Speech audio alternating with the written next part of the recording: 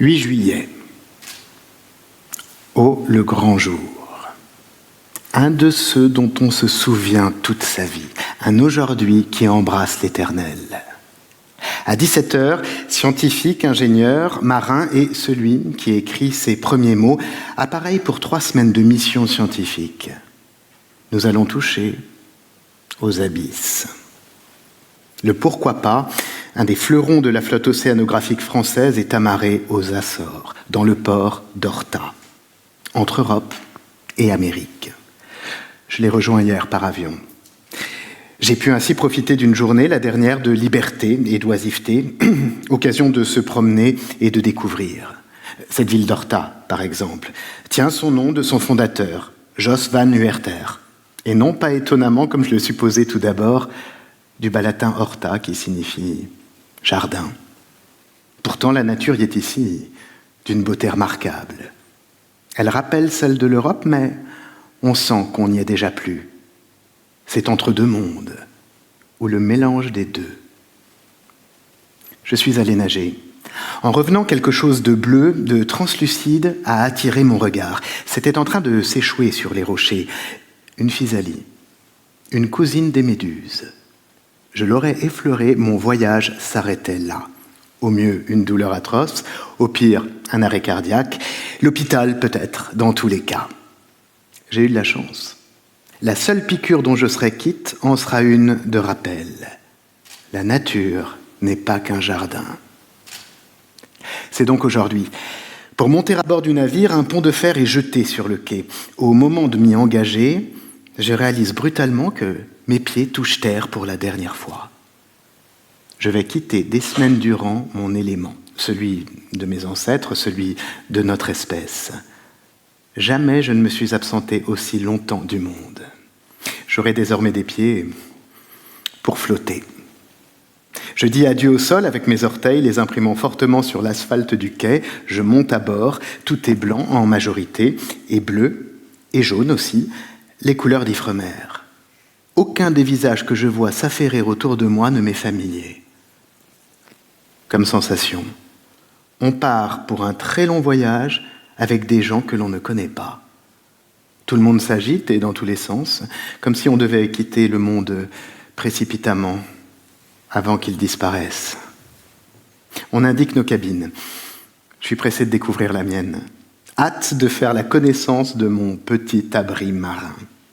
On descend des escaliers d'acier, un pont, 2 ponts, etc. On prend un couloir qui tourne dans un sens, puis dans un autre. Je me demande comment retrouver mon chemin. Quand on ne connaît pas, tout prend un air d'infini. C'est à savourer ça. Ensuite, l'espace se réduit.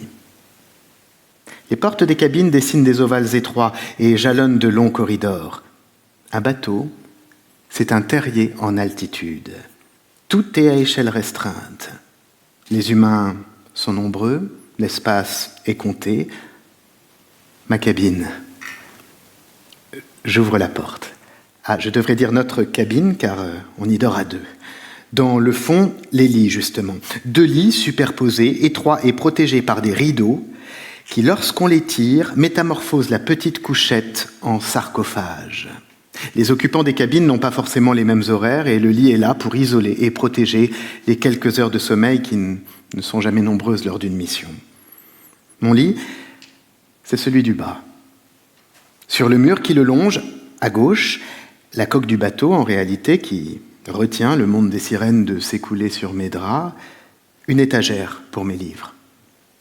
J'en dispose déjà de quelques-uns, mais j'en ai pris beaucoup.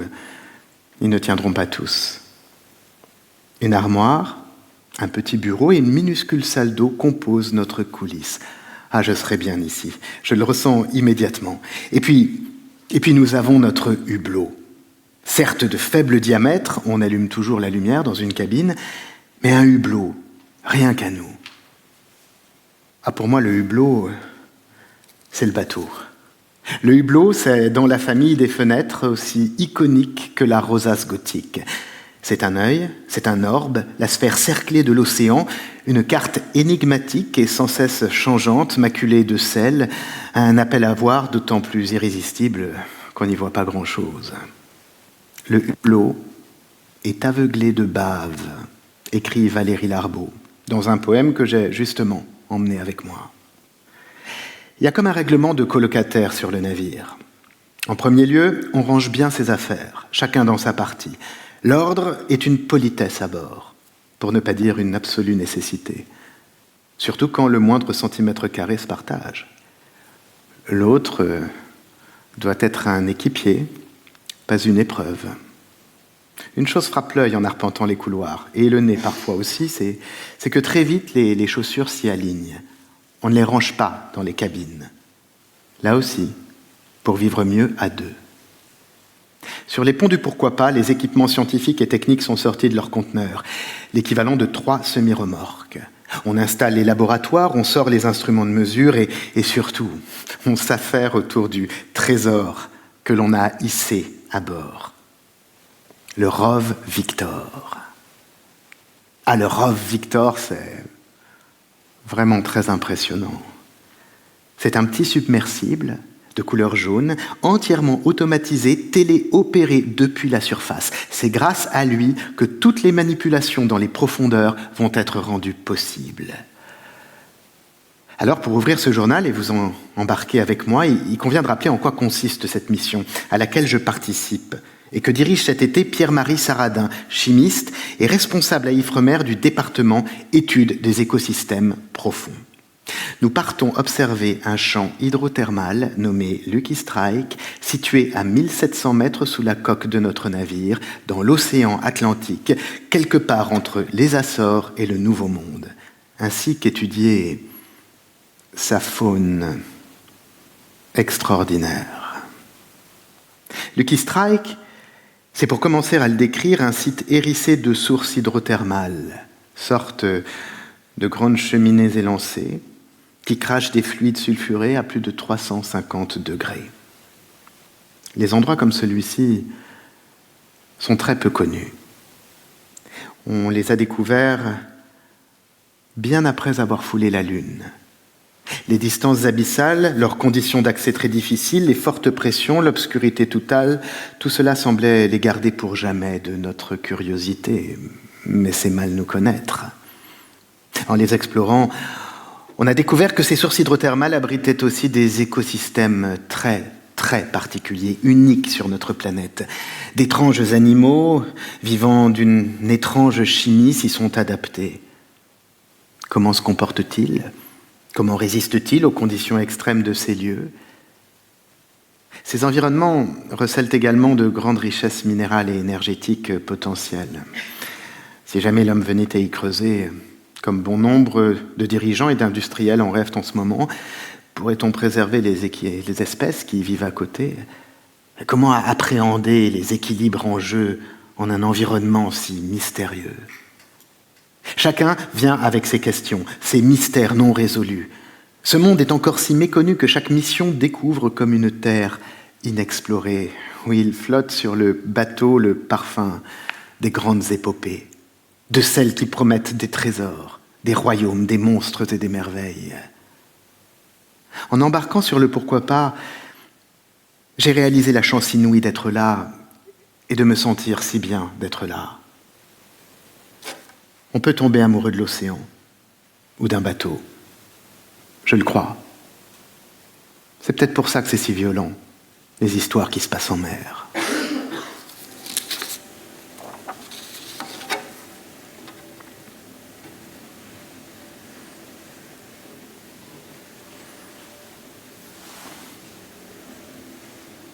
« 9 juillet.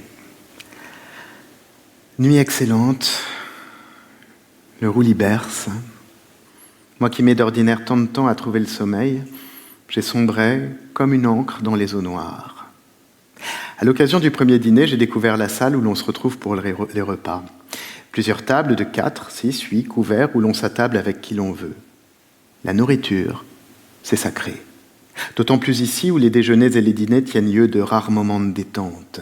Les plats sont pensés et cuisinés avec soin, les assiettes bien garnies, on mange avec bon appétit. Les frigos occupent une grande place du bateau. Prenez le nombre de jours nécessaires à la mission, multipliez-le par ceux lui des repas nécessaires et par celui des membres de l'équipage, et vous obtenez la quantité immense de denrées qu'on doit conserver à bord. L'odeur des chairs décongelées se mêle à celle du fioul. C'est une journée de transition. Les réunions s'enchaînent, de sécurité, de planning, de mise au point scientifique. Chacun sera de quart à tour de rôle. Mon quart, lui, est de minuit à 4 heures du matin et ou de midi à 16 heures. On va m'apprendre à me repérer sur une carte, à suivre les opérations, à lire les instruments de mesure, bref, à remplir correctement le cahier électronique de quart. Être de quart, c'est avant tout prendre tout ce qui se passe en note durant le temps qui nous est assigné. Oui, consigner minute après minute les faits, les gestes, les mouvements, écrire au clavier ou dans un cahier dès qu'il se passe quelque chose, la moindre des choses. Écrire comme pour y enclore tout le réel. Pour un écrivain, c'est une expérience qui peut vite rendre fou. On continue de monter nos laboratoires. Ouais, c'est une petite université flottante qui s'édifie. Le pourquoi pas est une fourmilière. On est 75 sur le bateau. Il y a 3 équipes, les marins, les pilotes du sous-marin Victor et les scientifiques. Chercheurs en géochimie, en géologie, en écologie, en microbiologie, ingénieurs, électriciens. Avec excitation, je rejoins mon équipe, celle dirigée par José Sarrazin, chercheuse en écologie benthique. Benthique, c'est un mot que je ne connaissais pas, mais que je trouve très pratique. Il condense en 9 lettres ces 6 mots. Qui vit au fond des eaux. Car si je suis à bord, c'est au détriment d'un biologiste. Alors, je dois mettre la main à la pâte. Je vais aider au prélèvement de la faune et à sa classification. Et nous allons tester tout au long de la mission la résistance de la faune des profondeurs. Car la question que se posent ces scientifiques, c'est bien celle de la survie de ces communautés animales. Si jamais les humains, pour des raisons économiques ou commerciales, venaient à exploiter ces écosystèmes et à les détériorer, la vie parviendrait-elle à résister ? Combien de temps leur faudrait-il pour cicatriser ? Le paradoxe de ce nouveau monde, tout comme l'Atlantide, c'est qu'à peine découvert, il menace déjà d'être englouti. Le temps de la rencontre est compté. Ce n'est qu'une question d'années avant que d'immenses engins miniers grands comme on n'imagine pas prennent possession de ces territoires, autrefois dévolus à l'obscurité, au silence et à la vie cloîtrée. 10 juillet. Nous approchons du site Lucky Strike. Nous remontons vers le nord. Demain, au petit matin, nous devrions toucher au but. Cette nouvelle journée de transit permet aux équipes de peaufiner leurs installations et de finaliser le protocole des manips qu'elles vont effectuer, la plupart grâce au submersible Victor. Alors manip est un mot qui traîne ici sur toutes les lèvres. Une manip, c'est une série d'opérations définies dans le cadre d'un projet de recherche. Sur le pourquoi pas, les manips sont aussi différentes que les champs d'observation des scientifiques. Descendre des sondes de température, remonter un instrument défectueux, prélever des échantillons de faune, puis ensuite analyser, rédiger, comprendre. La partie de la manip la plus remarquable, c'est aussi la plus délicate, la descente du ROV Victor dans la colonne. Sa téléopération depuis la surface. C'est vraiment là que je réalise la nature exacte de l'exploration à laquelle je participe. Car c'est bien un univers radicalement opposé au nôtre et incommensurablement distant de nous que nous sommes censés observer. Ce n'est pas une forêt, une île, ni un nouveau continent sur lequel nous pourrions mettre le pied, mais un monde quasi parallèle où seules des machines peuvent pénétrer, évoquant en quelque sorte par sa difficulté d'accès davantage une exploration spatiale qu'une excursion dans la jungle. Une chose d'ailleurs me frappe de naviguer en haute mer, c'est la révélation soudaine de me trouver en plein désert. Du bleu, partout, en haut comme en bas. Une surface que rien ne vient déranger, un ciel sans oiseaux. Nous nous trouvons là vers la fin du monde reconnu, dans une sorte de sas, de carrefour, un espace de transit. La surface devient ici comme jamais le lieu de la frontière, de la limite. On sent bien qu'elle sépare deux mondes, celui du haut, qui touche à sa fin, dénudé au maximum et réduit à son ciel, et celui du bas, qui pour être vu nous contraint, nous, ses visiteurs, à modifier notre physiologie, à nous unir avec la machine, à nous robotiser. 11 juillet. À l'aube, nous sommes enfin arrivés au-dessus du site Lucky Strike. Nous avons stoppé notre course, mais pas les moteurs. Le pourquoi pas, pour se maintenir là, à la surface, juste au-dessus de nos sources hydrothermales, doit manœuvrer sans cesse. Oui, il n'existe pas d'ancre suffisamment longue pour nous amarrer aux abysses. Le bruit des machines, celui des turbines, le chant des treuils ne cessent jamais à bord. Ils tapissent nos tympans. Le silence de la mer n'existe pas à bord. Je prends le temps d'une pause sur le pont extérieur. Le soleil se lève, à présent sur une mer d'un calme olympien. J'ai jamais vu un tel bleu, hypnotisant. Et si le chant des sirènes était une couleur, on a envie de s'y jeter. Étonnamment, dans l'Odyssée, l'eau salée n'est jamais bleue. Me revient en mémoire le nuancier homérique de la mer. Les flots y sont teints de pourpre à la violette, est-il même écrit quelque part, mais de toute cette palette, une façon de dire les eaux me ravit entre toutes, celle de mer vineuse, lit de vin. C'est ainsi que les Grecs la voyaient le plus souvent. Étrange vision. Des érudits affirment que les Grecs ne percevaient pas la couleur bleue. Pour d'autres, cette teinte traduirait davantage une émotion qu'une véritable nuance. Laquelle? L'ivresse? Car comme le vin, la mer fait tanguer l'âme, ou bien la peur, car ces eaux parfois se mêlent au sang des naufragés. En tous les cas, là, tout de suite, une sorte d'éclair fluorescent perce mes pupilles. Alain Castillo, ingénieur en géochimie expérimentale sur le pont avec moi, pointe la surface de son doigt. Nous sommes en plein champ de Physalie. Elles ont déjà failli avoir ma peau à Horta. Leurs voilures tremblantes parsèment par dizaines les abords du bateau. Elles dansent sur l'eau avec la légèreté d'un bouchon de liège. On ne survivrait pas à un plongeon. Enfin, on va mettre le Rove Victor à l'eau.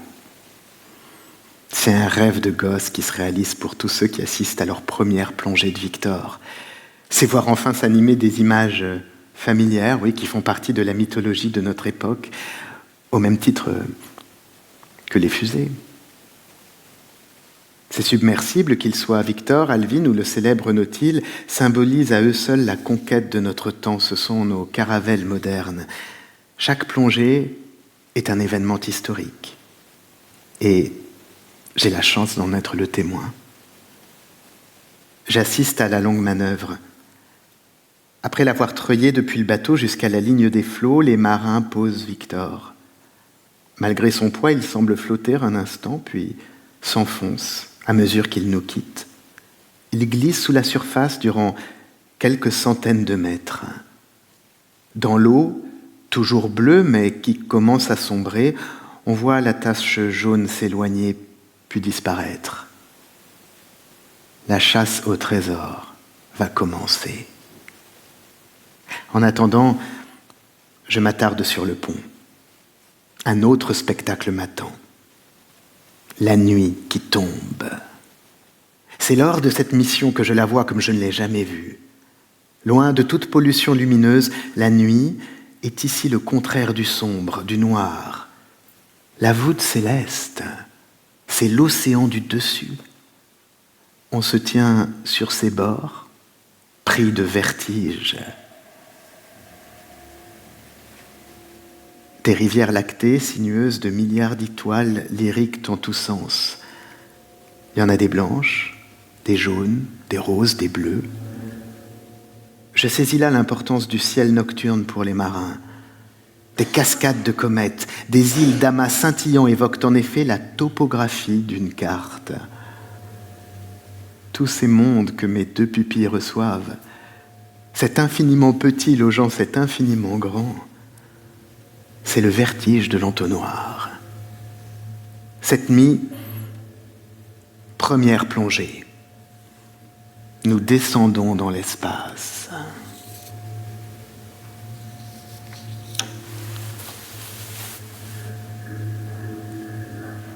« 12 juillet. Grâce au Rav Victor, je vois ce qu'aucun homme il y a peu n'aurait jamais imaginé voir. L'autre monde m'ouvre ses portes. Lucky Strike, c'est un champ hydrothermal d'1 km², au relief très découpé, avec des collines, des sommets actifs, de vastes étendues, des falaises à pic. Premier trouble. Sur les pentes de ces reliefs, les parois s'animent et se meuvent. Ce sont d'immenses colonies, grouillantes d'animaux trop enchevêtrés pour pouvoir d'emblée les distinguer, innombrables, aussi compactes que leur surface de vie est étroite. On reconnaît d'étranges poissons. Ils se frayent un passage au milieu de ce qui semble bien être des milliers et des milliers de moules géantes, hérissant le tranchant de leurs coquilles. Vague évocation pour nous qui cherchons des analogies rassurantes d'un dispositif militaire médiéval. Mais la comparaison avec la Terre que nous connaissons s'arrête là. Tout nous trompe. Tout est changé. Les prairies sont faites de nappes de bactéries que viennent brouter crevettes et autres bactérivores. Bien que plongés dans l'élément liquide, nous n'en apercevons pas moins de la fumée. Anomalie formidable, des nuages noirs. Ils naissent des fluides toxiques et brûlants que crachent des cheminées massives aux formes tourmentées. Ici, l'eau même semble travestir sa nature. Elle est un ciel implacable, un éther carcéral. Sur chaque centimètre carré s'exerce une pression de 170 kilos. L'eau que nous connaissons, vous et moi, est translucide, bleue, verte, elle joue avec la lumière. Mais là, elle est si dense qu'elle empêche la lumière de parvenir en ces lieux, créant une obscurité dont la nuit même serait incapable. Ces paysages évoquent un monde plongé dans une nuit nucléaire, une terre que le soleil aurait désertée, une planète inexplicablement chassée hors de son système solaire, qu'aucune étoile n'éclairerait plus.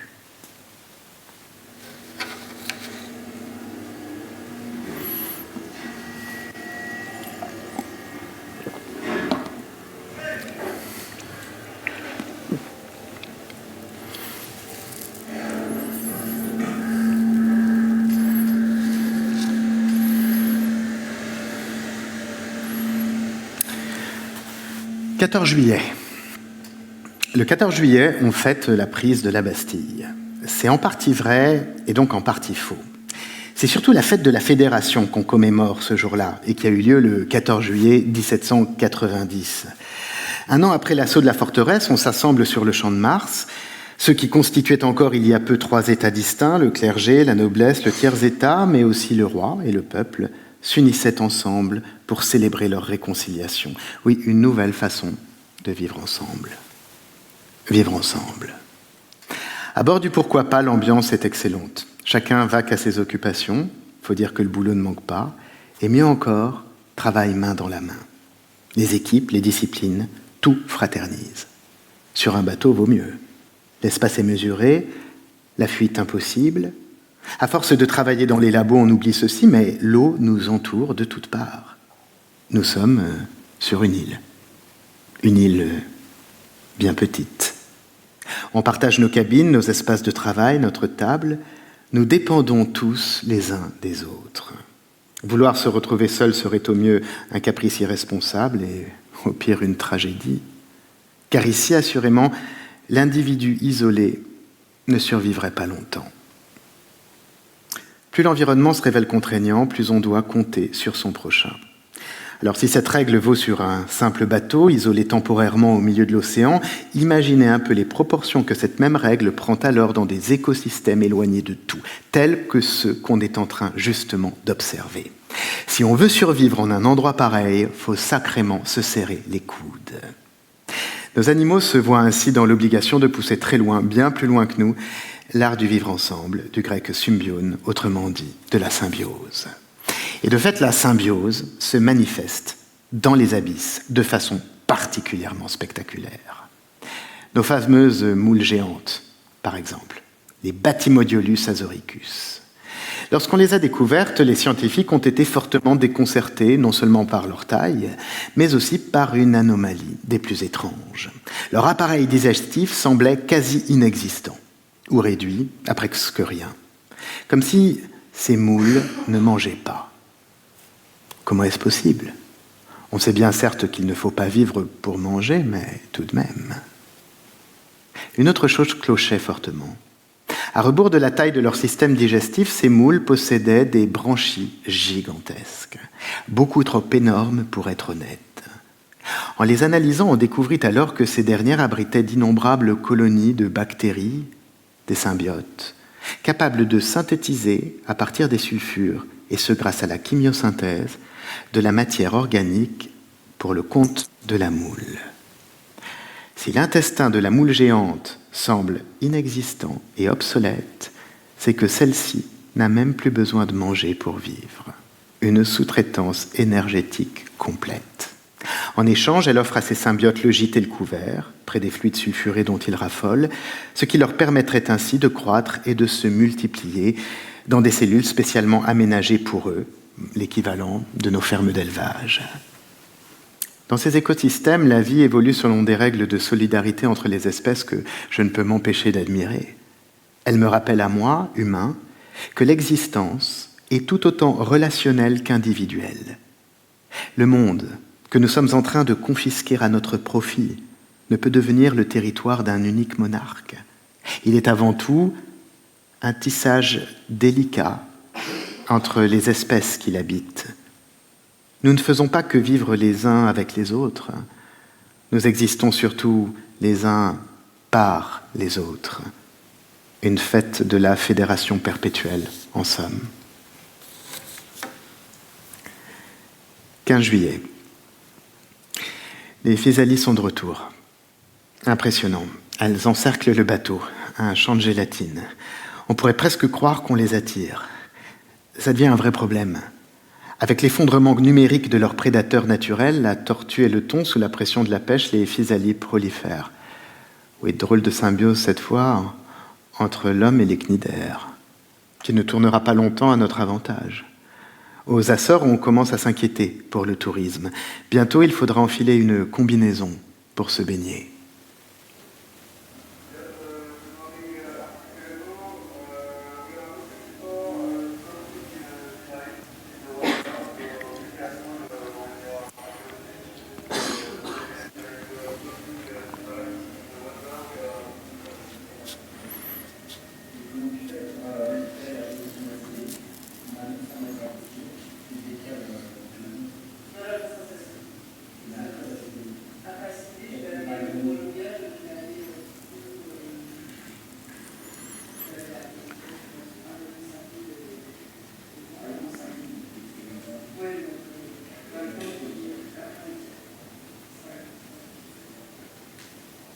Une semaine.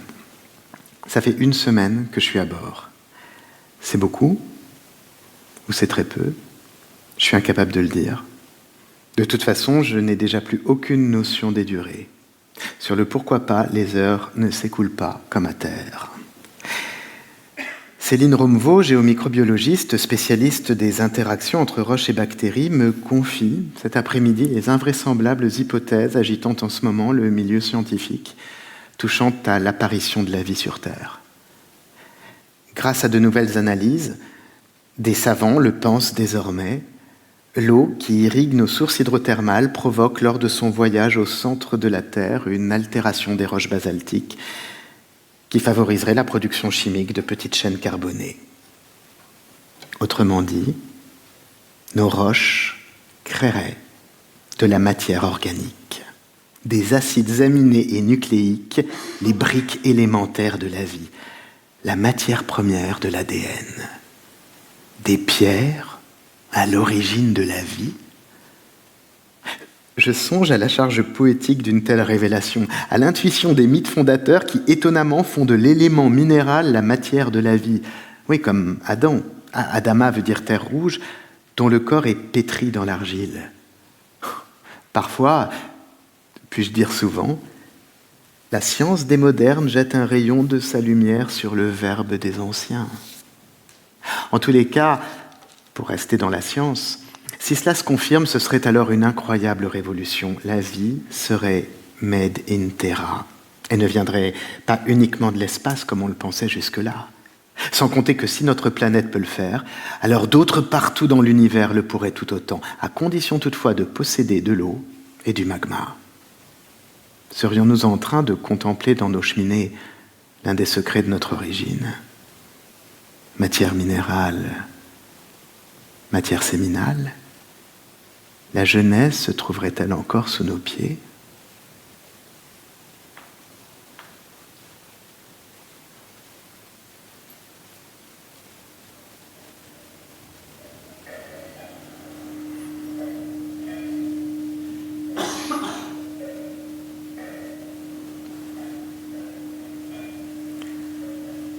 « 16 juillet.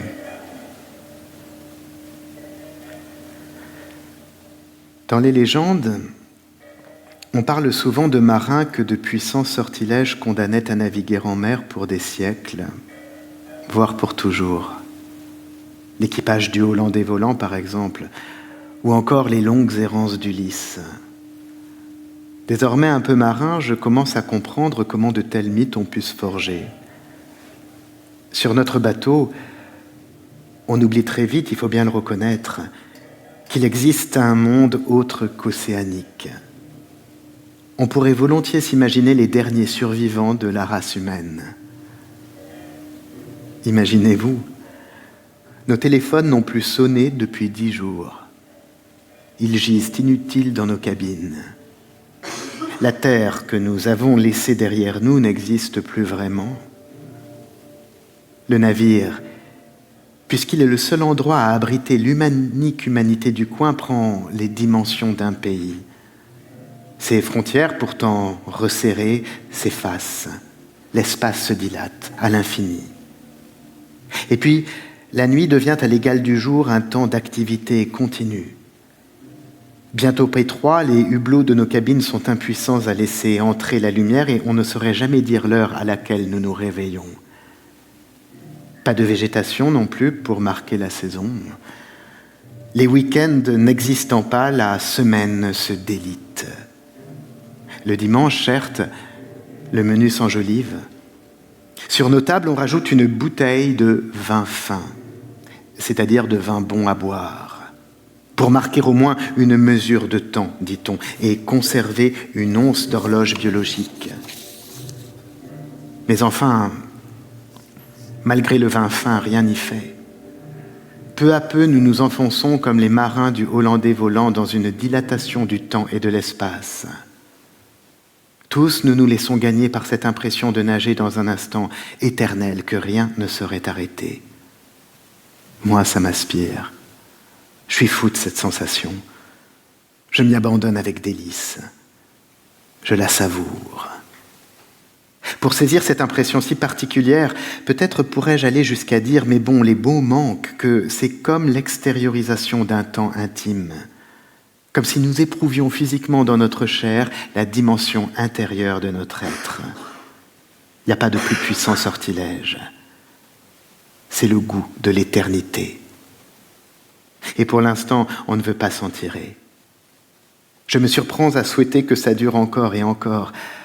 Alors, comme pour tout blasphème, je me repens aussitôt de désirer franchir les limites de l'humain et je reprends ma parole, effrayé à l'idée d'être pris au pied de la lettre par une cruelle divinité et de me retrouver pour toujours amarré à la coque d'un bateau dérivant à l'infini.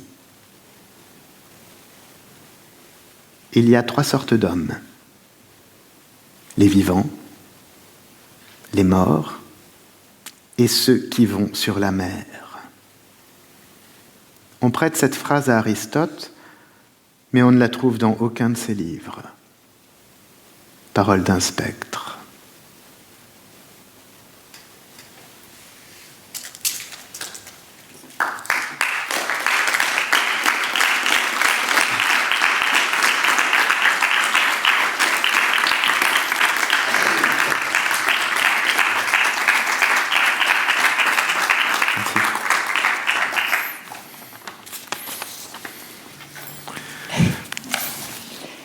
Merci David. Et merci à vous. Donc vous venez d'entendre justement et de voir un extrait de La vie profonde, donc le journal de bord poétique, édité donc aux éditions Artaud en 2023, qui relate l'expédition fabuleuse qu'a fait David.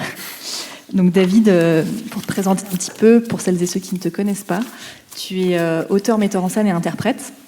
Et en fait, tu travailles depuis 2008, tu orientes tes recherches et ta création à faire des liens, des compositions entre le théâtre et les sciences, mais aussi entre les recherches savantes et populaires, tous les savoirs et les curiosités qui peuvent se croiser. Et tu as créé d'ailleurs un format qui s'appelle les causeries. En fait, c'est un format de spectacle érudit et poétique. Donc, tu as pu donner un exemple d'ailleurs cette semaine pour celles et ceux qui ont pu le voir, la visite curieuse et secrète. Et donc, dans cette lignée-là, tu collabores aussi avec le monde de la recherche scientifique, et en plus particulièrement sur ce projet-là. Tu travailles avec l'Ifremer et Océanopolis, dont tu es auteur associé depuis un certain nombre d'années d'ailleurs. Artiste associé à Océanopolis à Brest, donc c'est un centre national de culture scientifique dédié à l'océan. Si vous ne connaissez pas, allez-y, c'est incroyable comme espace. Et pour toi, en fait, ces liens que tu fais entre art et science, c'est vraiment une occasion de pouvoir développer ce questionnement sur les enjeux écologiques majeurs de notre temps. Donc sur ce projet en particulier, toutes les questions et tous les sujets liés aux pollutions, à l'effondrement aussi de l'écosystème océan, avec un point de vue artistique. Donc vraiment avec cet angle assez inédit. Et donc tu es invité dans ce festival Anthropocène avec 3 de tes projets, 3 de tes créations. Donc comme il a été rappelé au tout début de cette séance, donc en début de semaine, tu as fait la visite curieuse et secrète. On est là ce soir pour autour de ton livre La vie profonde. Et puis il me semble que tu joues ce week-end aussi Nos cœurs en terre, une autre de tes créations. Je crois que c'est le 25 mai. Samedi. Il y a un petit programme de salle d'ailleurs que je vous invite à prendre si vous ne l'avez pas déjà fait, qui parle un petit peu de ton parcours, mais juste je voulais vous donner un petit aperçu aussi des publications qu'a fait David ces dernières années, donc qui sont des publications aussi issues des spectacles de tes causeries, entre autres. Il y a le traité de la boule de cristal. On aurait envie que tu nous parles de tous ces livres-là, mais c'est juste pour vous donner déjà un petit aperçu. Donc, aux éditions Rive-Neuve-Archambault en 2014. La même année, il y a également La visite curieuse et secrète. Ensuite, en 2015, il y avait Une histoire spirituelle de la danse, qui est également une causerie que tu as fait, qui a été rééditée d'ailleurs cette année, il y a très peu de temps, là, en 2024, avec une préface d'Angelin Prejlocage, donc un chorégraphe de danse contemporaine. Il y a le Sale discours aussi en 2017 aux éditions Premier Parallèle, qui est une causerie autour du propre, du sale et du nucléaire. Tout à fait. Le sexe des pierres, dont tu as un tout petit peu parlé là quand tu parlais justement de la matière minérale, d'où surgit la vie. Donc ça, c'est pareil, édition en 2022 au Premier Parallèle, et puis La vie profonde, en 2023 aux éditions Artaud. Donc voilà, un bref aperçu de tout le parcours de David.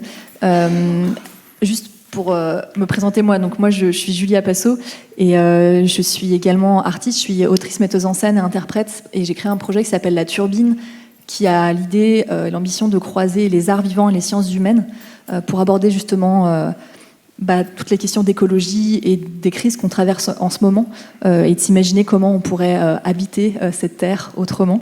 On le fait avec des formes sonores, mais aussi des spectacles implicatifs, et puis des temps et des espaces de réflexion, de discussion sur des sujets de société, comme on le fait par exemple ce soir avec David. Voilà, et je travaille actuellement sur un spectacle autour des laisses de mer, ce que la mer laisse sur nos rivages, avec Joanne Clavel et Julie Nioche, une chercheuse et une danseuse. Donc moi, je suis à cette interface entre la terre et la mer. Toi, tu nous invites à une plongée sous l'eau. Et tu as terminé ta lecture par ces mots qui seraient attribués à Aristote, qui parle de ces 3 sortes d'humains qu'il y aurait. Ça me fait écho à une lecture que je vous conseille également de Roberto Casati, qui a écrit Philosophie de la mer, et qui dit, étonnamment, alors qu'on vient même de cette matrice-là, qu'on vient de l'océan, il n'y a pas de peuple des mers. Il n'y a jamais eu de peuple des mers. Il y a des gens qui traversent l'océan, qui naviguent, mais personne ne vit sur la mer ou dans la mer. Et c'est peut-être pour ça qu'on a du mal aujourd'hui autant à s'imaginer ces univers-là a fortiori quand ils sont sous l'eau, quand ils sont invisibles, à comprendre ces écosystèmes, juste à s'en faire une image. Et en fait, c'est des espaces qui sont totalement invisibles et qui nous paraissent inaccessibles. Tu nous parles des abysses, et ça reste un mystère pour nous. Alors, est-ce que c'est cette intuition-là que l'Ifremer a eue en 2017 quand elle a créé la mission Momarsat dont tu nous as parlé là, donc qui a été dirigée par Pierre-Marie Saradin, à bord du navire qui s'appelle le Pourquoi pas, avec un peu d'interrogation, que je trouve assez... le Pourquoi pas 4. Il y en a eu 3 avant lui, numéro 4.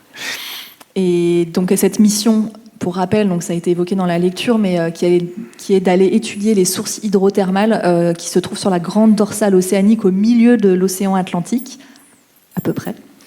Et l'idée qui est assez incroyable, et on va reparler, de l'Ifremer, c'est de se dire, on embarque des artistes à bord. Sur une mission scientifique où il y a des scientifiques qui se battent pour y participer, tellement les places sont chères et tellement c'est quelque chose d'assez exceptionnel. Et avec cette intuition que la présence d'artistes à bord va permettre vraiment de pouvoir rendre compte de manière sensible et différente en tout cas des découvertes qui pourront y être faites. Et notamment avec un enjeu très spécial sur cette expédition-là, tu nous en parlais, c'est qu'en fait c'est un milieu qui est à peine découvert. Tu disais... je crois que c'est en 77 qu'on a découvert des premières formes de vie dans ces profondeurs-là. Avant, on croyait que c'était des espaces morts. Et à peine découverts, ces espaces sont déjà menacés. Et donc, l'objectif de cette mission, c'est de sensibiliser le grand public différemment qu'avec qu'avec un discours scientifique au risque d'exploitation de ces grands fonds, qui ont un rôle capital dans l'écologie, dans l'équilibre écologique mondial. Et aussi, mais c'est important, c'est parler de la catastrophe, mais aussi de rendre compte de la richesse, et ce que tu fais aussi à travers ta lecture, moi j'étais vraiment déjà dans les abysses, de la richesse, de la merveille en fait, des merveilles qui se situent dans ces profondeurs, leur donner à voir. Tu nous as un petit peu emmenés déjà, tu nous as même complètement emmenés dans ton voyage, mais j'aimerais bien que tu puisses revenir en quelques mots pour nous expliquer un petit peu cette mission, la vie à bord, du pourquoi pas. Et puis rentrer un peu plus dans les détails de ce que tu as vécu. Oui, cette mission, alors c'est la première fois moi je ne suis pas scientifique. Je travaille avec des scientifiques, mais je suis vraiment pas scientifique. Je suis avant tout écrivain, et c'est la première fois qu'un écrivain non scientifique chronique une mission visant à étudier une faune abyssale, un site abyssal, hydrothermal en l'occurrence ici. Et c'était un projet pilote de l'Ifremer, c'était le souhait de 2 scientifiques, Pierre-Marie Saradin et José Sarrazin, dont je parle dans les extraits que je vous ai lus, qui était qu'effectivement un écrivain puisse embarquer à bord de ce bateau, parce que à cette époque-là, on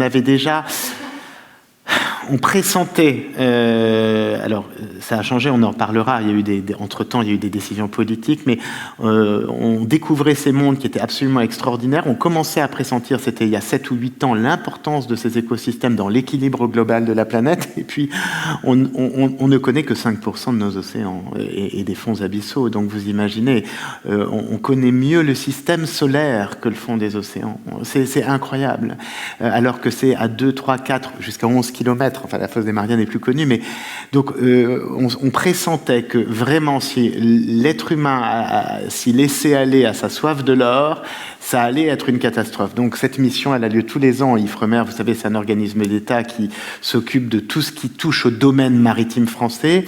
Et donc cette expédition, elle vise à étudier les champs hydrothermaux, mais également à tester la résilience de la faune des profondeurs pour donner scientifiquement des résultats, des études qui disent, voilà, si on va y creuser, nous, on n'a pas à se prononcer pour ou contre, mais sachez quels sont les résultats. À l'époque où ce livre est écrit, ce journal est écrit, enfin, pas l'édition parce qu'il est sorti l'année dernière, donc il y a eu les résultats depuis, mais à l'époque où moi j'écris la première version de ce journal de bord, on n'a pas les résultats de nos tests de résilience sur la faune des profondeurs. On n'est pas encore capable de dire quelles sont les conséquences. On les pressent juste.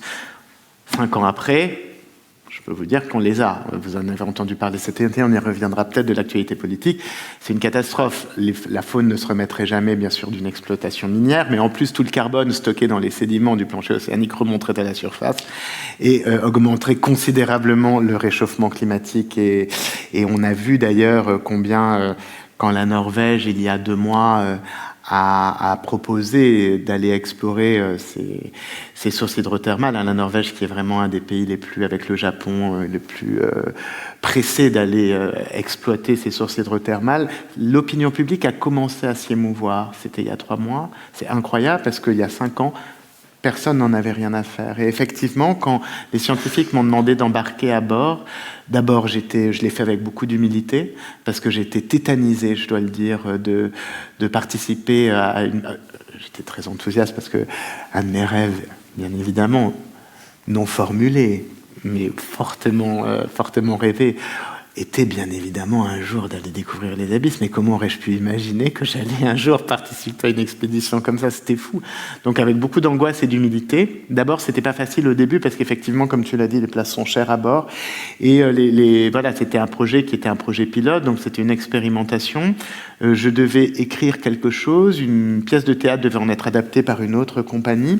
Et je me suis dit très vite comment faire comprendre. Tous ne comprenaient pas à quoi ça servait un écrivain à bord, surtout que je prenais la place d'un chercheur. Les scientifiques attendent des années une place à bord d'un bateau pareil.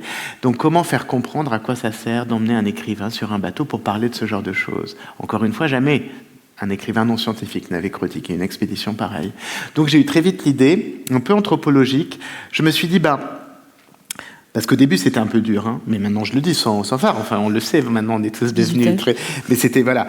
Et donc je me suis dit, je vais écrire le journal de bord. C'est un récit, moi je suis un lecteur de récits de voyage, c'est génial parce qu'on y met la vie quotidienne, on parle des découvertes scientifiques, mais on y mêle ses émotions, ses questionnements, ses émerveillements, ses interprétations, en faisant vérifier bien sûr tout ça par les équipes scientifiques. Et je me suis dit, ça va faire rentrer tout l'équipage. Et donc j'écrivais la vie quotidienne à bord, comme vous l'avez entendu, en y mêlant plusieurs choses. C'est un tout petit extrait que vous avez entendu. Et puis, j'affichais, alors j'écrivais de 5h du matin, 5-6 heures du matin à 11h du matin ce journal. Quand je parlais de science, je demandais aux scientifiques de vérifier ce que je disais. Je les interviewais aussi pas mal. Et je placardais les pages du journal sur un grand couloir qui menait au réfectoire où nous attendions tous, où nous faisions la queue avant de prendre nos repas. Et donc, très vite, les gens lisaient ce que j'écrivais. Et ils se sont dit, c'est intéressant, on voudrait bien aussi figurer dans le journal, parce que c'est devenu un peu la Gazette du bord. Et comme ça, peu à peu, ma place s'est faite et les gens ont commencé à comprendre. Et en plus, ça crée du lien entre les équipes, parce que sur un bateau, on a très peu de temps. Chacun a son domaine de compétences, comme dans la société en temps normal. Et donc, on n'a pas le temps vraiment de se dire sur quoi les autres travaillent. Puis, il n'y a pas que des scientifiques, il y a aussi des marins, il y a des officiers, il y a des cuisiniers. Et donc, comme ça, tout le monde commençait à être... Ces histoires m'échappaient très vite. Et comme ça, peu à peu, la chose s'est faite. Et la vie quotidienne à bord, c'est une vie... très particulière. Je crois que là, les extraits que j'ai choisis l'expliquent bien. C'est-à-dire qu'en fait, on est très vite projeté dans un monde parallèle. Un monde parallèle parce que, d'abord, un bateau, c'est un espace... C'est vraiment, le lieu d'une humanité survivante. En plus, à l'époque, il n'y avait pas de liaison WhatsApp. C'était génial, hein, c'était il n'y a pas longtemps, mais depuis maintenant, les scientifiques ont WhatsApp, donc ils sont reliés à leur téléphone. Nous, il y a encore 5 ans, on ne l'était pas. Donc, j'envoyais à bord mes petites pages, je les envoyais aussi par Internet. Il y avait un blog qui les retransmettait pour que les familles aient des nouvelles, comme il n'y avait pas de téléphone. Et pour vous donner une idée, une page A4 mettait à peu près 4 heures à parvenir sur l'ordinateur. Alors, c'était vraiment les moyens de communication à l'ancienne. Mais on est vraiment tout seul sur ce bateau. On découvre l'aridité. Parce qu'effectivement, il n'y a rien à voir. Le bleu est partout. On est trop loin des continents pour qu'il y ait des oiseaux dans le ciel. Les animaux, sur un gros bateau comme on en a, parce qu'on remonte des profondeurs, on n'en voit pas des masses. Puis c'est un espace de transit. Quand on ramasse à un moment, je raconte qu'on est allé ramasser une bouée qui avait dérivé. Là, ça devient un oasis pour les poissons, mais sinon, les choses y passent. Et donc, on voit ce que nous remontons, on voit ce que le Rove Victor voit. On est dans un espace saturé de son. Le moteur tourne sans cesse, puisqu'il n'y a pas d'encre assez profonde pour nous amarrer aux abysses. Il y a le bruit du treuil, il y a le bruit de l'équipage, il y a le bruit des moteurs, il y a l'odeur du fuel, il y a l'odeur de la cuisine, il y a l'odeur aussi de la fatigue, il y a l'odeur du bateau. Et puis, ces rythmes décalés. C'est des rythmes décalés, donc très vite on est dans une sorte d'état d'hypnose. Et puis, une chose incroyable que j'essaye de rendre justement par les mots, qui sont beaucoup plus fidèles pour retranscrire ce que l'on voit que des images. On ne voulait pas, ni que dans le spectacle, ni que dans le livre, il y ait des images. Je préfère qu'on se représente la taille d'une moule géante plutôt qu'on la voit, parce que comment voit-on tout ce qui se passe ? Ça, c'est incroyable. Moi, je suis de quart de minuit à 4 heures, donc une nuit sur deux. Donc quand je me lève à minuit, je me couche à 20 heures. On me réveille à 20h30, je crois, je me couchais. On me réveille à 23h30, le temps que j'aille sur le pont prendre mon quai de car, et là, on arrive dans un poste de commande, avec des écrans partout. On se croirait dans un vaisseau spatial. Et de fait, ce que nous voyons dans ces écrans, les images que nous retransmettent en direct, le petit Rov Victor qui était opéré avec nos joysticks, c'est vraiment une image d'une planète extraterrestre. On ne peut pas s'imaginer 30 secondes qu'on est sous l'eau. On voit des paysages qui fument, en noir, avec des animaux hyper bizarres. Enfin, c'est vraiment un truc. Et en plus, on le voit donc fatigué, on vient de se réveiller. Puis les journées, on dort 3-4 heures par jour en mission. Et par l'intermédiaire des médias, du médium, des écrans. Et donc, ce qu'on voit, on le voit plus par les sens et l'émotion, plus par l'émotion que par les sens. Il y a un système de filtre qui fait que ce qu'on voit est toujours trouble, est toujours flou, est toujours émotionnellement, on est un peu fatigué, émerveillé, étonné, attentif, un peu stressé parce qu'il faut vraiment qu'on consigne tout. Et donc, on voit beaucoup plus par les affects que par les sens. Et ça, c'est ça qui participe aussi à une sorte de monde parallèle dans lequel on est, et puis qu'on reste un mois sur un bateau sur la dorsale atlantique et qu'on revient. Moi, c'est la première dépression de la vie que j'ai eue, c'était de revenir. Et une partie, je dis toujours qu'une partie de moi est restée sur ce bateau, parce qu'on y voit aussi le meilleur de l'humanité. On y voit la merveille de la nature, parce que quand on comprend que ces écosystèmes sont très nécessaires aux nôtres, bien sûr, ça crée un engagement écologique, on en reparlera, mais aussi comme sur un bateau, on ne peut pas dire des phrases, vous savez, qu'on dit, qui sont des phrases fausses, hein, on dit « personne n'est irremplaçable ». Moi, je crois que c'est le contraire. On n'est pas fait pour tous s'entendre bien, mais chaque personne a son rôle sur la Terre. Dans un monde comme le nôtre où on consomme de l'humain, on s'en aperçoit pas, mais sur un bateau où on doit tous compter les uns sur les autres, même quand on s'aime pas, bah, l'humanité, elle mute, elle est merveilleuse, elle fraternise. Et là, tout le monde est nécessaire. Et ça aussi, c'est beau. C'est pas que sur les animaux qu'on apprend des choses, c'est aussi sur les humains. Ce que tu décris là, c'est vraiment, à la fois, c'est une expérience extrême. Tu parlais des limites aussi, tu parles de la limite entre le ciel et l'eau, le fond, quoi. Et finalement, ça revient aussi à ces croisements. Je crois que ce qui nous relie, toi et moi, et ce qui est dans ton travail, c'est ce tissage, en fait, entre les mondes, entre les arts et les sciences. Et j'ai l'impression que quand tu décris ça, et là, ça me saute encore plus aux yeux, ce flou, en fait, enfin voilà, toutes ces limites qui se brouillent entre justement, déjà les certitudes qu'on pouvait avoir sur Terre et comment elles se transforment quand on est dans cet espace qui est complètement autre. Et puis aussi les frontières de la vie, tu dis, les perceptions, elles sont complètement métamorphosées quelque part, et en tout cas troublées par un état d'être, par un environnement, par des outils aussi qui sont quelque part incroyable, pas aptes à rendre en fait compte de cette réalité. Et du coup, c'est comment finalement peut-être ça crée aussi par rapport aux enjeux de la mission aussi un autre rapport au vivant. C'est pour ça que ça s'appelle la vie profonde d'ailleurs, puisque ça ne parle pas que... ça parle de plusieurs couches de profondeur. Bien sûr, la profondeur de l'eau, océanique, les abysses, et ça interroge aussi nos propres profondeurs, nos intimités, notre intériorité, notre façon de nous relier à un univers qu'on pourrait qualifié aussi de métaphysique, parce que ça structure une réalité, ça nous permet de faire des liens, il y a quelque chose... Je raconte souvent cette histoire parce qu'on a aussi des révélations métaphysiques dans une expédition pareille, quand on se laisse aller à ses affects et à ses émotions. Je raconte souvent cette histoire qui est très très drôle, que j'aime bien, c'est que par exemple, bon, on est avec des scientifiques qui sont des gens quand même assez matérialistes, hein, ils sont pas... Il y a des passages dans le livre que j'ai pas placardés sur le... Je voulais pas les effrayer, mais ils sont matérialistes parce que c'est leur travail, et parfois, quand ils s'échappent un petit peu de leur laboratoire en esprit, on est émerveillé, ils disent des choses absolument incroyables. Et une nuit, donc j'étais de quart, je raconte ça dans l'histoire, avec une géologue que j'aime, une géographe géologue, Mathilde Cana, qui est vraiment une femme très brillante et très scientifique, mais du coup qui se tient bien. Hein. Enfin, je veux dire, elle se laisse assez peu aller à des divagations. Et on était tous les deux, il était 4h du matin, on était devant les écrans, c'était je sais pas la combienième minute. Et là, on voyait des crevettes, des profondeurs qui étaient là. Et puis je dis, regarde ces crevettes, alors vous imaginez que ces crevettes, c'est des crevettes des profondeurs, donc en fait elles ont des symbiotes, alors elles sont par milliers dans des étroits canaux, parce qu'elles sont sur les parois de ces sources hydrothermales. Si elles s'approchent trop près, c'est les fluides sulfurés que leurs symbiotes mangent pour se nourrir, donc il faut qu'elles s'approchent un peu des sources hydrothermales, mais si elles s'approchent trop près, elles brûlent, si elles s'éloignent, elles gèlent, et donc elles ont des nageoires, elles ont des pattes, elles ressemblent à des crevettes, comme des crevettes qu'on pourrait imaginer un peu plus grosses, et malgré leurs pattes, malgré leurs nageoires, elles doivent rester par millions pour se maintenir comme si c'était un jour de pointe au supermarché, quoi. C'est ça leur vie. Elles sont là, elles s'entassent. Je regarde ça, puis j'ai un petit moment dépressif et je vois Mathilde Canet et je dis, c'est donc ça, l'élan créateur de la vie, la force créatrice de la vie, elle est allée jusque-là, mais pour faire ça, pour juste que la vie, ce soit faire la queue toute sa vie pour aller bouffer 2-3 sulfures. Mais ça sert à quoi que la vie soit adaptée jusqu'à ces conditions extrêmes? Et là, elle me répond.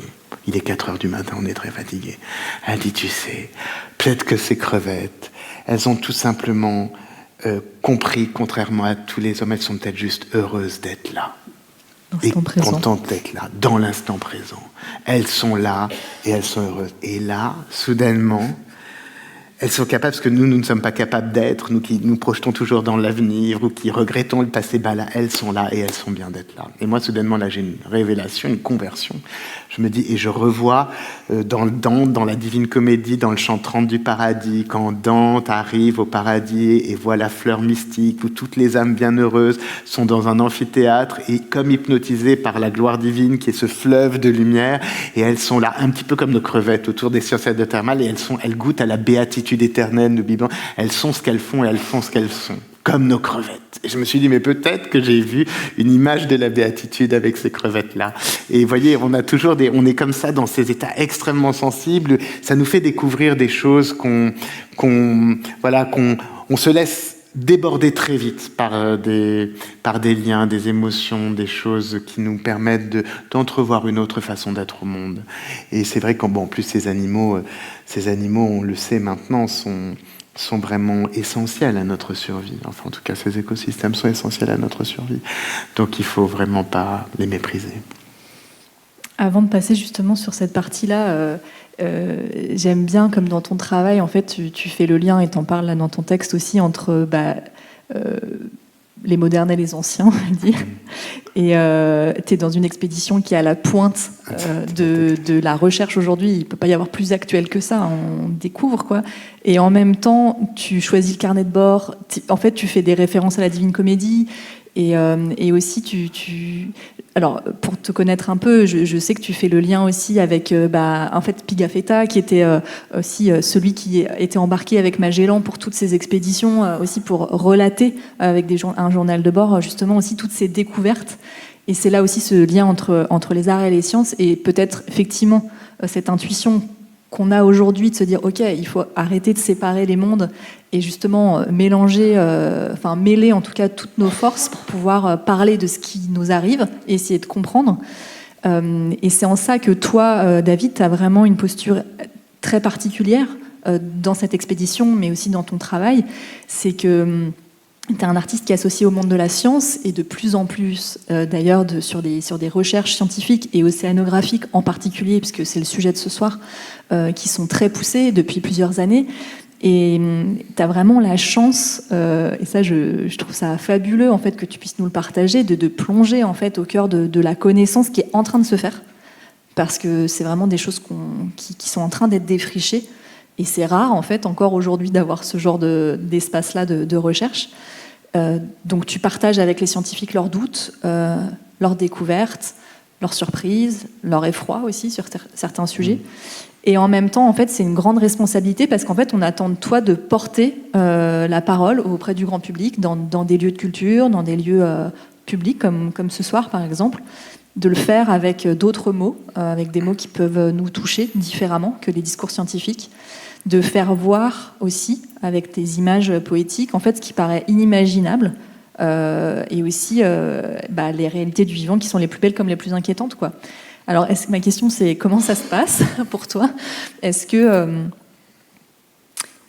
en fait, il y a cette urgence, et c'est peut-être aussi le sujet de ce festival, c'est de se dire comment en fait, les artistes peuvent...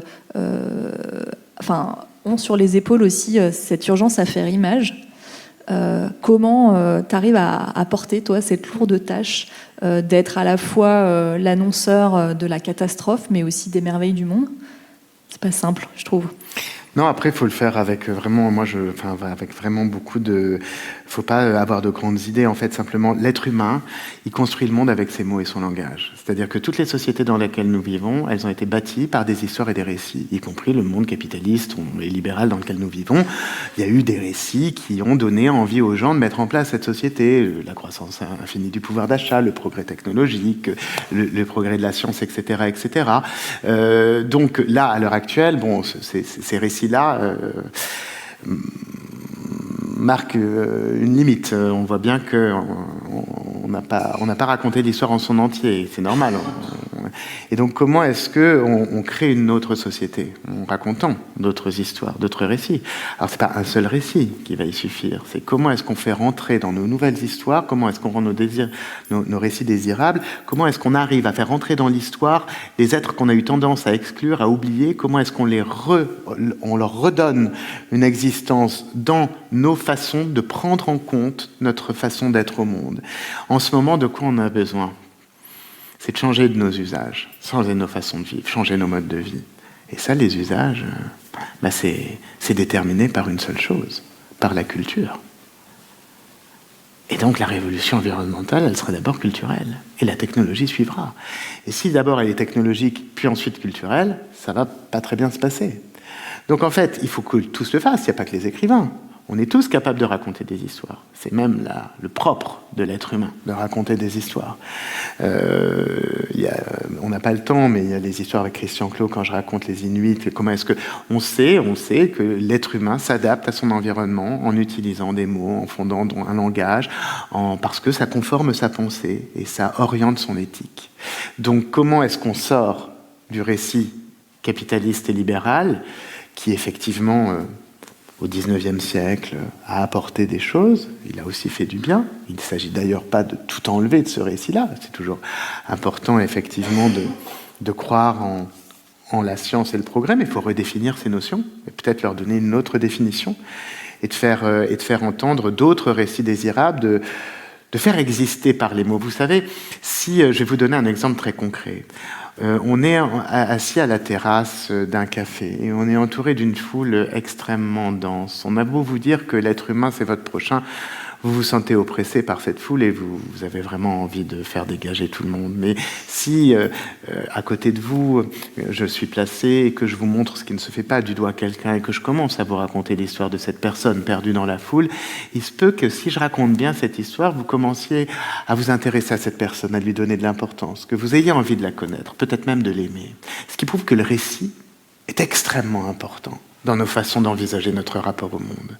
Alors comment est-ce que de plus en plus nos récits vont permettre de changer les choses? Moi je crois à ça, je crois encore que c'est possible, je crois que c'est très difficile en revanche de trouver des récits qui immédiatement peuvent rendre le monde aussi désirable que, hélas, le monde d'ultralibéral dans lequel on le voit. De toute façon on voit que les récits du monde libéral sont hyper puissants, je veux dire il suffit d'une réclame de 2 phrases pour nous donner envie d'acheter des baskets, c'est hyper puissant, donc il va vraiment falloir qu'on trouve qu'on émeuve par nos mots, qu'on trouve d'autres récits. On est en train de les trouver, c'est en train de se mettre en place, il y a des choses qui bougent, qui commencent à bouger. On mangeait plus sa clope dans la rue quand on fume comme on le faisait il y a 3 ans, c'est un petit exemple pour tout, mais même sur les abysses, entre le moment où j'ai participé à l'expédition, le livre est sorti l'année dernière, pendant que je rédigeais l'avant-propos du livre, la France a annoncé qu'elle allait protéger ses sources hydrothermales. Ça va pas assez vite, c'est pas encore satisfaisant, mais il faut aussi s'accrocher aux choses, il faut encore y croire. Nous avons encore cette capacité, mais c'est un travail collectif, et c'est pour ça que je dis, faut pas laisser ça aux écrivains. Les êtres humains sont tous on en parlait tout à l'heure, des homo fabulators, on raconte des histoires, et c'est comme ça qu'on vit dans le monde.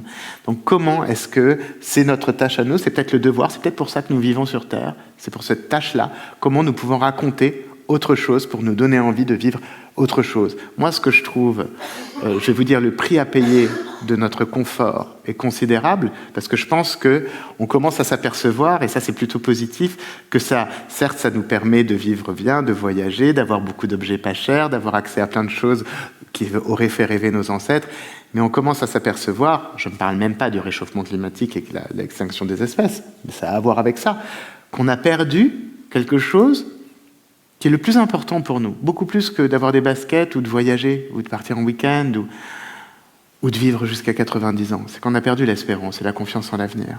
On a peur de l'avenir. Ça, c'est horrible. C'est un prix à payer qui est affreux. Et donc, peut-être que ça, c'est un axe qui nous permettrait de construire de nouveaux récits, de faire rentrer ça. On n'a pas envie que ces choses-là disparaissent. En plus, si elles disparaissent, nous, on va se retrouver très mal. Donc, comment est-ce qu'on reconstruit des désirs qui nous projettent dans un avenir qui nous fasse envie? Comment est-ce qu'à nouveau, on devient des êtres humains de progrès, mais pas de progrès tel qu'on est en train de nous le faire à l'heure actuelle? Le progrès n'est pas une fin en soi, il doit être nommé. Le progrès, oui, tout progrès est une innovation, toute innovation n'est pas un progrès. Alors voilà, ça, le progrès pour moi, le nouveau progrès, ce serait que la vie, à nouveau, nous puissions rêver à un avenir commun et que nous réalisions que nous n'habitons pas sur Terre, nous cohabitons avec d'autres. Et donc, ça devrait devenir quelque chose d'important à prendre en compte dans nos récits, la cohabitation avec le reste. Comme quand vous déménagez dans un immeuble, dans un quartier, vous n'allez pas foutre vos poubelles dans le jardin de votre voisin. Vous savez que là, ça va pas très très bien se passer. Vous cherchez à entretenir des relations de bon voisinage. Bon, ça, ce serait intéressant de le tester au niveau des écosystèmes, les relations de bon voisinage. Ça me fait penser, donc on parle d'effectivement, tu dis que ça n'appartient pas qu'aux artistes, mais à tous les citoyens et les citoyennes, justement, de créer cette nouvelle culture, de l'imaginer en tout cas, et de la porter, de la faire exister. N'empêche qu'aujourd'hui, je trouve qu'il y a vraiment aussi on vient chercher les artistes, et les artistes comme toi, par exemple, la science vient les chercher pour pouvoir justement mettre en mots un petit peu tout ce qui se passe. Donc quelque part, il y a une responsabilité, il y a un rôle qu'on te demande de remplir.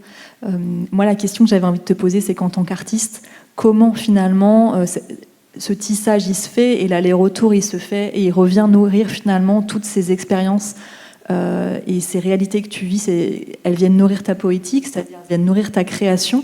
Et c'est comme une sorte de boucle vertueuse. Tu disais comment rendre le monde désirable à nouveau. Le rendre désirable, c'est aussi avoir envie d'y créer. Et comment toi, ça vient te nourrir tout ça? Peut-être on pourra terminer là-dessus et après prendre vos questions. Alors, je vais parler de moi, mais en fait, moi j'ai un affaire. Je pense que les artistes, ils sont là parce que la raison ne suffit pas. Si la raison suffisait, avec Fumer tu écrit sur nos paquets de cigarettes, comme je dis très souvent, tout le monde s'arrêterait de cloper. On est des êtres rationnels, mais il faut d'abord parler aux affects pour que la raison soit opérante. Et donc nous, le rôle des artistes, c'est un peu de toucher aux affects, de trouver les mots justes et qui touchent. Et moi, c'est vrai que le sentiment qui est le mien, qui préside à toutes les... D'abord, encore une fois, je suis conscient d'être très chanceux. Je fais avec beaucoup d'humilité, ça ne va pas de soi. Pour moi, ça ne va pas de soi de faire le métier que je fais. J'en suis toujours très redevable aux gens qui font appel à moi.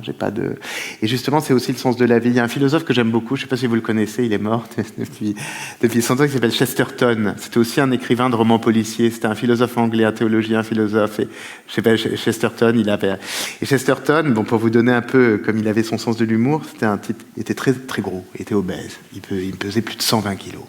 Et il était le meilleur ami de Bernard Shaw, qui était un dramaturge très très maigre.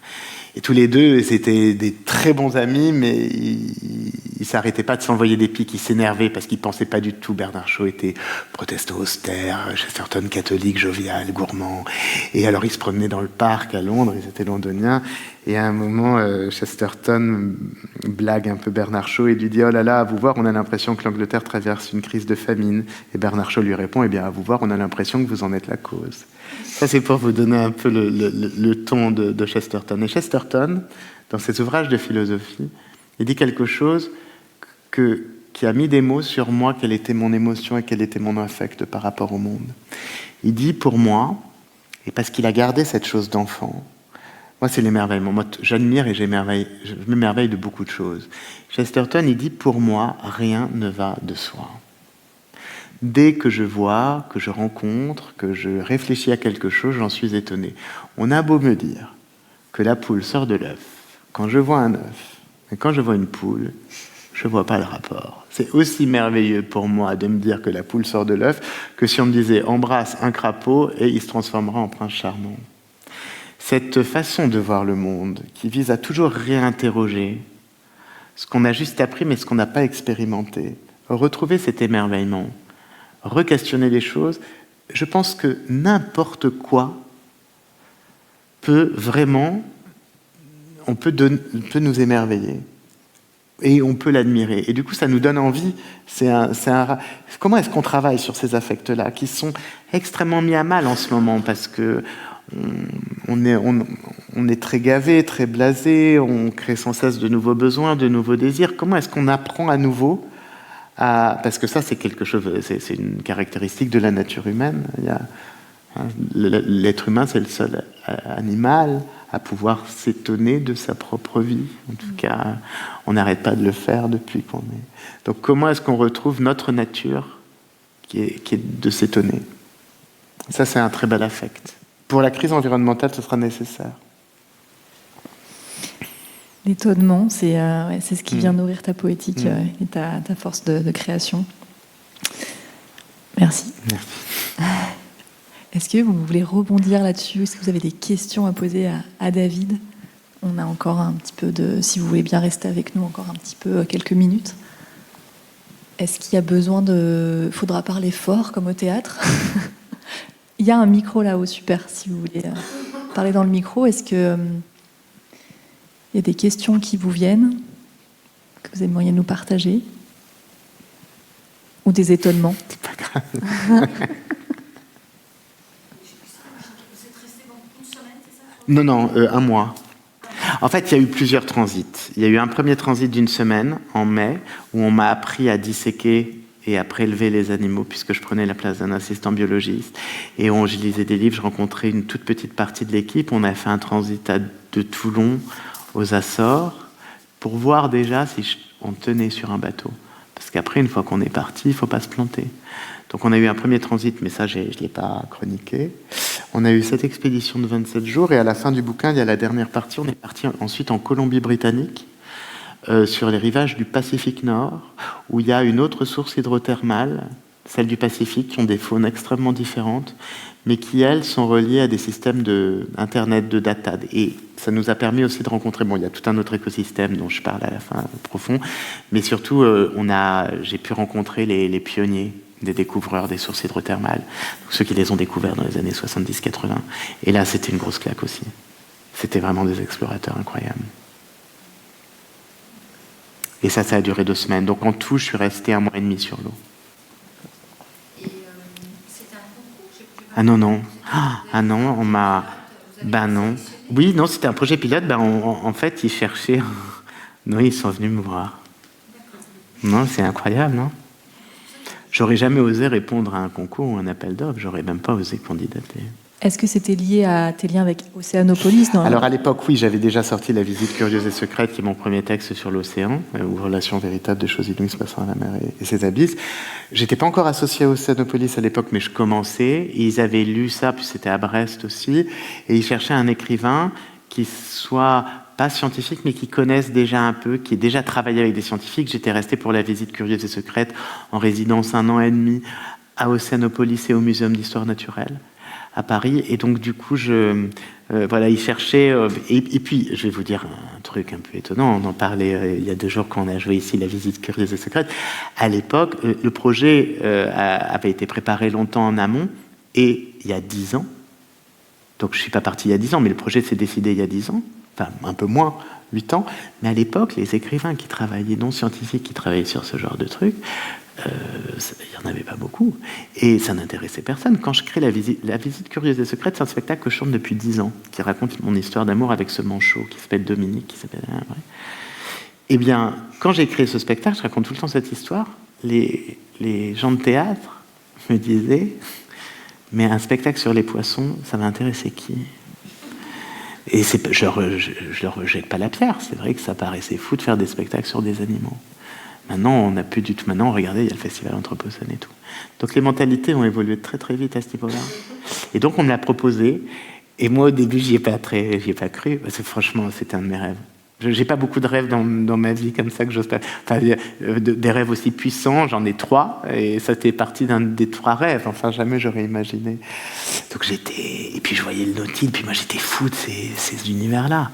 J'ai touché le Nautile, j'étais comme un gosse, quoi. Mais du coup, j'étais très stressé. Et vous n'avez pas eu le mal de mer?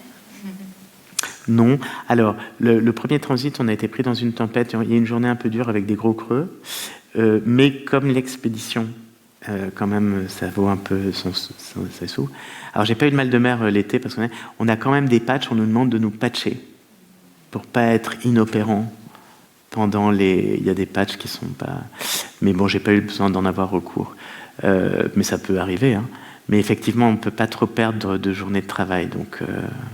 effectivement, on a des patchs. Tu disais que par contre, c'est en revenant. Moi, ça m'arrive aussi quand je navigue, c'est du mal de terre qui est vraiment horrible. Pendant, plus fort. Oui, parce que vous savez, le corps, il compense. Enfin, comme on est sur l'eau pendant un mois, hop, on est comme ça. Et quand on arrive sur la terre, déjà, il y a un énorme changement. C'est que sur le bateau, il ne se passe rien. Donc, vous n'êtes plus du tout habitué. Ça, c'est incroyable. C'est ça, je n'ai pas raconté dans le livre. C'est incroyable ça sent, là, par exemple, vous voyez, autour de nous, là, on va sortir, il y a des voitures qui passent, il y a des gens qui bougent autour.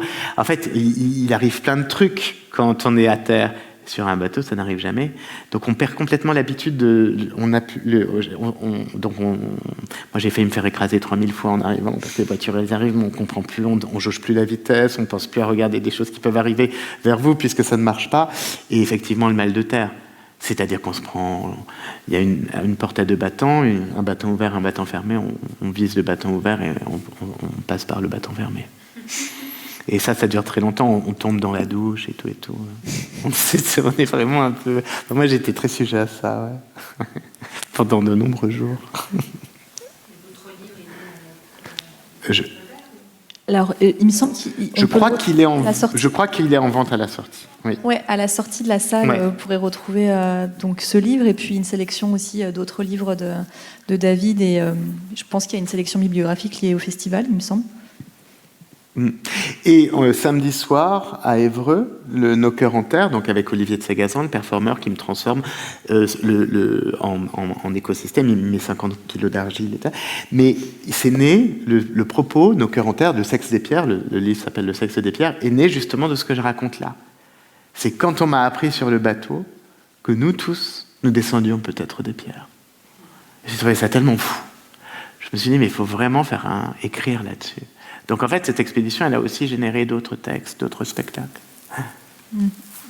Parce que quand on parle du vivant, c'est vrai qu'on parle toujours des végétaux et des animaux, et c'est vrai que cette acception, elle s'ouvre justement encore plus aujourd'hui en parlant des minéraux aussi, comme faisant partie du monde du vivant. Et c'est assez génial, ça ouvre aussi beaucoup d'autres imaginaires. Merci beaucoup. Est-ce qu'il y a une dernière question pour terminer? Oui. C'est pas une question, c'est juste justement pour rebondir sur Nos cœurs en terre. C'est un spectacle qui a lieu à Évreux samedi à 18h. Et pour ceux qui s'intéressent, il y a une navette qui est proposée par le CDN. Donc si vous prenez vos places, si vous avez envie de venir et vous voulez prendre vos places, prenez-les via le CDN parce que déjà vous aurez le tarif de groupe. Et qu'en plus vous avez une navette qui vous emmène à Évreux et qui vous ramène. Merci. Une dernière question, oui. J'aurais juste une question par rapport au fait de s'émerveiller, etc. Comment est-ce que vous, tous les deux, vous arrivez à trouver encore cette force créatrice, à réussir à vous émerveiller tout le temps quand on est constamment bombardé par des informations très négatives, particulièrement concernant la santé du système? Comment vous arrivez à passer outre la tristesse ou la colère et pour en faire quelque chose d'émerveillant et de positif? Moi, je dirais simplement, mais ça, c'est ce que disent aussi beaucoup d'activistes, c'est d'être dans l'action, c'est-à-dire de transformer. Et en fait, notre matière, c'est d'en faire des spectacles, d'en faire quelque chose qui se transforme, en fait. Et moi, je sais que ça m'aide beaucoup, personnellement. Et puis, tu parlais tout à l'heure de l'étonnement. Enfin, moi, c'est un moteur aussi fort pour moi. Quand je travaille sur les laisses de mer, en fait, je découvre chaque chose est nouvelle pour moi, parce qu'en fait, dans les savoirs scientifiques, il y a énormément en fait, de savoir, tout simplement, et justement de raisons de s'étonner Et justement, avec nous, notre regard et notre manière de voir les choses et de dire le monde, en fait, justement, de pouvoir les dire autrement ou les renommer ou faire des associations d'idées et du coup pouvoir en faire quelque chose d'autre. Et puis je crois qu'il ne faut pas avoir peur d'un mot qu'on n'a pas eu nommé ce soir, mais qui est quand même important, qui est le mot d'amour. C'est pas parce que quand vous êtes amoureux de quelqu'un, on a beau vous dire il est malade, ou pire encore c'est un salaud, vous n'allez pas vous cesser de l'aimer. Et donc je pense que ça a joué, c'est-à-dire que et particulièrement moi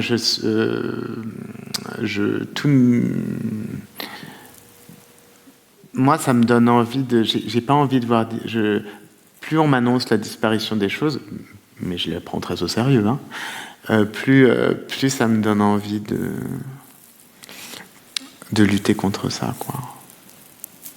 Et parce que je pense que, encore une fois, quand bien même on ne retrouvera pas ce qu'on a connu, l'être humain a un pouvoir magique certain. Et je pense vraiment, je pense que les mots sont des pouvoirs, les mots incarnés, hein, pas les mots qu'on dit comme ça légèrement, pas le cynisme, pas la gratuité des choses, mais je pense que vraiment il y a encore des choses à sauver. C'est pas vrai qu'on est condamné à laisser une histoire l'emporter sur les autres. Ça va pas être facile, il y aura des renoncements, c'est sûr qu'on va pas retrouver, encore une fois, on va pas retrouver ce qu'on a vécu, on va devoir compter avec un déséquilibre permanent. On ne retrouvera pas vraiment ce que nous pouvions appeler l'harmonie, mais on est surpris aussi, même si moi on m'annonce tous les jours des mauvaises nouvelles, on est aussi surpris par des bonnes nouvelles, des résiliences, il y a des choses qui se passent, il faut s'y accrocher, et je pense que c'est important qu'on n'abdique pas ça. Parce que alors c'est vrai que le jour où il y aura plus ça, cet émerveillement ou cet étonnement, il y aura que du désespoir. Ben, c'est sûr que moi je serais plus écrivain, je pense. Mais après, chacun fait comme il peut. J'ai appris un truc fascinant cette semaine à propos. J'ai assisté à une conférence sur la syntropie. C'est un mode de culture, de permaculture, d'agroécologie. Et en fait, elle refaisait une histoire de la Terre et des extinctions, des grandes extinctions. Et en fait, j'avais jamais considéré la chose sous cet angle. C'est qu'à chaque fois qu'il y a eu des grandes extinctions, il y a eu des formes de vie qui sont réapparues et encore plus complexes qu'avant. Alors, quand on y pense, c'est un petit peu, c'est à la fois réjouissant et un peu flippant. Parce qu'on se dit qu'il faut parfois qu'il y ait des choses qui meurent pour qu'il y ait d'autres qui renaissent d'une autre manière. Je dis ça avec énormément de pincettes et de... Enfin, voilà, n'interprétez pas ce que je dis sous l'angle, allons-y, et puis on verra bien ce qui se passe après. Mais il y a une espèce de force de vie qui nous dépasse aussi, je crois. Et de se relier à ces choses qui sont plus grandes que nous, parfois, en tout cas autres que nous, ça aide aussi, je trouve, à se remettre à une place qui peut-être parfois un peu plus légère. Pendant le festival, on a accueilli Jorge Cuilacueo, qui est un représentant du peuple premier, qui est un machi de loup mapuche, donc un chaman de loup. Et hier, à l'occasion d'une table ronde, il expliquait qu'en fait, dans leur fonctionnement, eux, ils partent du principe qu'ils ont confiance en la nature et que justement, ils sont très spirituels avec, je ne sais pas si religieux c'est le terme, mais ils parlent de l'esprit, voilà, de la nature et qu'il y a différentes strates et qu'en gros, c'est vraiment, il a confiance parce que de toute façon, ça va aller. Il y avait ces questions-là hier, la table ronde, c'était sur la question de la loi, l'eau fait sa loi, sur le fait d'avoir du droit juridique pour les cours d'eau, et notamment en Guyane, avec les orpailleurs qui se conduisent, etc. Et donc lui disait, en fait, on a confiance, là ça va pas, mais dès que la nature va reprendre ses droits, il y a quelque chose de plus grand que nous, et en gros, tout ce qui les anime, c'est de laisser le vivant faire, et que de toute façon ça va reprendre. Et c'est vraiment ce qui est ressorti très fort, puisque j'entends aussi dans ce que tu dis, Julien. Il y a des bon, ça va reprendre. Oui, c'est sûr, ce ne sera pas la fin du monde. Mais c'est vrai qu'il y a quand même des petites choses auxquelles on peut se raccrocher.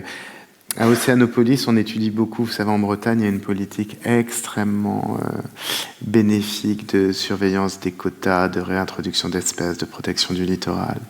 Et par exemple, il y a 6 mois, alors attention parce que ça pose d'autres problèmes, mais on sait que les phoques, les loutres, les baleines, les requins pèlerins reviennent en Bretagne. Et là, on a eu, il y a 6-8 mois, une surprise qu'on n'attendait pas du tout. C'est qu'au large de la Bretagne, jusque dans les années 70-80, il y avait des migrations de thon rouge, des bancs énormes de thon rouge, qui étaient plus très énormes d'ailleurs depuis les années 50, ils étaient vraiment de plus en plus petits. Et là, vous savez, pendant 10-15 ans, il y a eu ces politiques de quotas, d'interdiction de pêche au thon rouge. Et là, ils ont découvert avec un drone des bancs de thon rouge d'une taille, déjà des milliers de spécimens. Et alors que ce chemin migratoire, c'est un mystère, alors il devait en rester 2-3 thons qui passaient par là. Et ça, à nouveau, c'est revenu un chemin de passage. Et il y a des populations de thons absolument considérables. Je ne dis pas que ça reviendra, parce que de toute façon, le thon va être menacé par le réchauffement de l'océan, etc. Mais je veux dire que quand même, ce qui donne envie, ne serait-ce que, soyons égoïstes aussi, mais soyons égoïstes comme tout animal l'est, c'est-à-dire pensons à notre survie. C'est pour ça que nous vivons, pour aussi être... pour aussi vivre, avoir une bonne vie. Et il faut se rattacher à ça. Il faut se battre à ce qui nous permet avec ce qui nous permet de pouvoir aussi nous concilier avec notre nature d'être vivant. Moi, je trouve que c'est très important de ne pas baisser les bras avec ça. Et chacun le fait comme il peut. Hein. Moi, j'écris des livres. Hein. Je vis pas dans une cabane. Enfin, je veux dire, je m'en sors bien. Hein. J'ai l'eau courante, j'ai l'électricité. Enfin, ça va. Hein. J'ai de leçons à donner à personne là-dessus. Mais bon, chacun a sa manière aussi d'exprimer sa préoccupation et son combat. Il y en a qui achètent des forêts, qui font des réserves de biodiversité. Ça suffira pas. Il faut que la politique nous aide. Au bout d'un moment, de toute façon, il va falloir que... tout seul, on ne va pas y arriver non plus. Mais bon, l'opinion publique, ça sert à ça. Et les soirées comme celle-ci aussi. Merci beaucoup. Merci. Et on peut poursuivre les échanges là dans le hall si vous voulez. Merci d'avoir été là aussi nombreuses et nombreux. Merci. Merci à toi, David. Merci, Julien. Et plein d'autres beaux rendez-vous alors pour ce festival qui continue jusqu'à dimanche, c'est ça? Ah. Mais j'étais plutôt à l'accueil groupe, visite, et j'ai travaillé aussi sur le site.